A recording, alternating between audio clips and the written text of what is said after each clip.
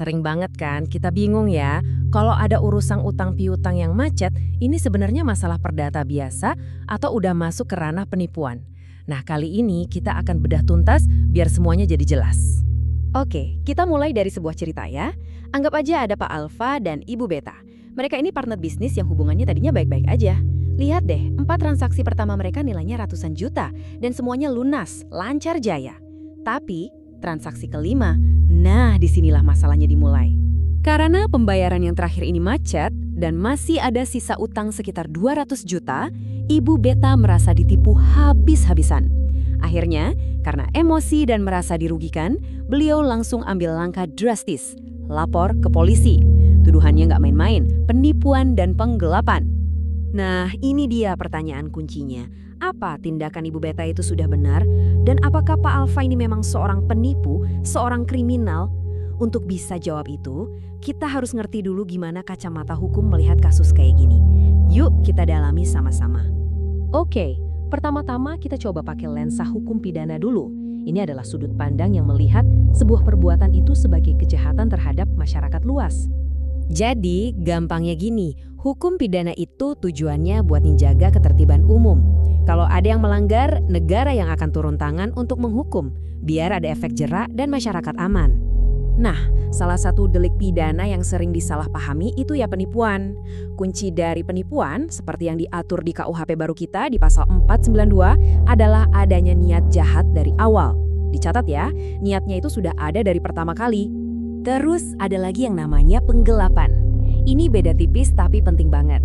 Kalau penggelapan, awalnya barang atau uang itu diserahkan secara sah ke kamu.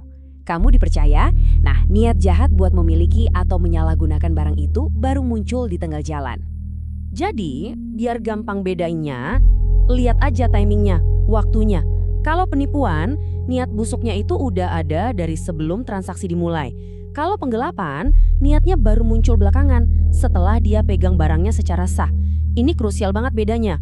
Oke, tadi kita udah lihat dari sisi pidana. Sekarang, kita ganti kacamata. Kita lihat dari lensa hukum perdata yang ngurusin sengketa antara individu, bukan antara individu dengan negara.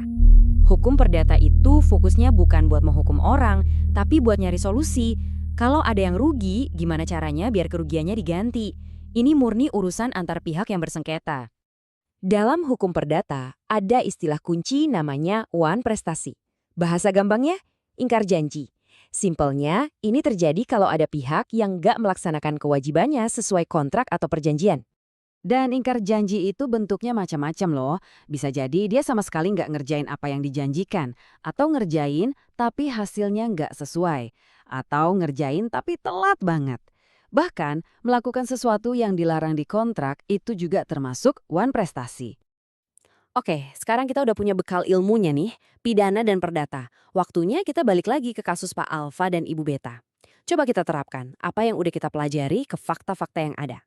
Coba kita ingat-ingat lagi faktanya. Pertama, ada rekam jejak 4 transaksi besar yang lunas. Ini bukti itikat baik. Kedua, pembayaran kelima itu tertunda, bukan berarti Pak Alfa kabur atau mengabaikan. Kenapa tertunda? Karena bisnisnya lagi anjlok. Pak Alfa juga nggak menghilang, dia tetap komunikasi. Nah, kalau kita coba cocokkan dengan unsur penipuan tadi, gimana hasilnya? Niat jahat dari awal, jelas nggak kan 4 transaksi sebelumnya lancar. Serangkaian kebohongan, nggak juga Pak Alfa kan nggak kabur dan masih komunikatif. Tipu muslihat, penyebabnya jelas kok, kesulitan bisnis, bukan akal-akalan. Semuanya nggak masuk kan? Jadi, kesimpulannya udah jelas banget.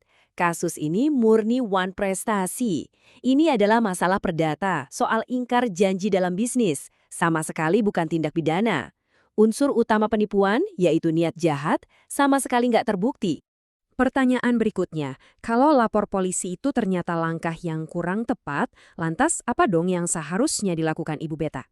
Dan ini bukan cuma opini loh, Mahkamah Agung kita pun sudah berkali-kali menegaskan prinsip ini. Kalau utang piutang itu dilandasi itikat baik, nggak ada tipu-tipu, maka itu murni urusannya perdata, titik, bukan pidana. Jadi jalur yang benar itu ya lewat perdata. Mulai dulu dengan mengirim surat peringatan resmi atau yang biasa disebut somasi. Kalau nggak ada tanggapan, baru ajukan gugatan ke pengadilan. Atau bisa juga coba jalan negosiasi untuk cari solusi damai, misalnya dengan restrukturisasi utang. Coba bayangkan, semua kerumitan ini sumbernya dari utang 200 juta rupiah. Ini jadi pelajaran penting banget. Bagaimana salah paham soal hukum bisa bikin kita buang-buang waktu, energi, dan bahkan menuduh orang yang salah. Jadi, ini dia intisarinya. Sebelum Anda terpancing emosi dan buru-buru lapor polisi, coba berhenti sejenak. Tanyakan pada diri sendiri, apakah orang ini memang punya niat jahat menipu saya dari awal, atau dia sebenarnya hanya sedang kesulitan dan tidak mampu menepati janjinya? Jawaban dari pertanyaan itu akan menentukan jalan yang benar.